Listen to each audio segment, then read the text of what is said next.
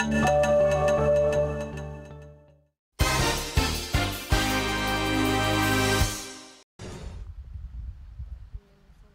is early morning on Lake Tiberius. A fisherman pulls at his nets from his boat, and the facts narrated in the Gospel, far away in time, become closer than ever.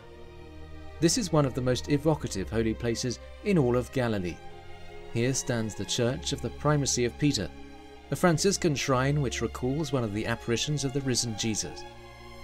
That night the disciples were despondent and disappointed. They had caught nothing, but then Jesus appears on the shore at dawn. Cast your nets, and you will see. With 153 large fish, they reach the shore where the Master has already prepared for them bread and roasted fish. He comforts them and gives the primacy to Peter, asking him 3 times, "Do you love me? Feed my sheep."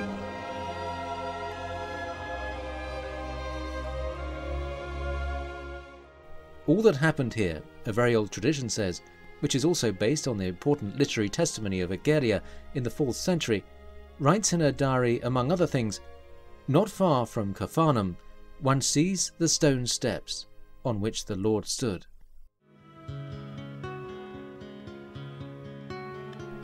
Mensa Christi is the name which the venerated stone under the altar of the church has taken.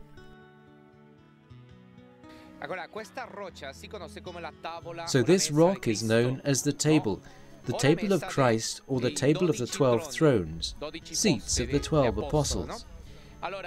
This table, this rock, recalls where Christ sets himself to eat with his disciples.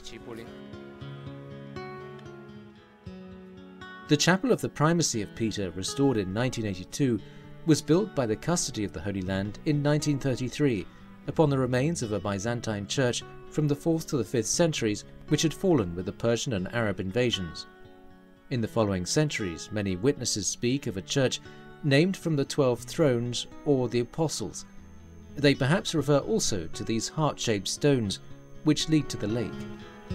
The pilgrims who today continuously but discreetly animate this place reread on the shore that passage from the Gospel and are moved by being here.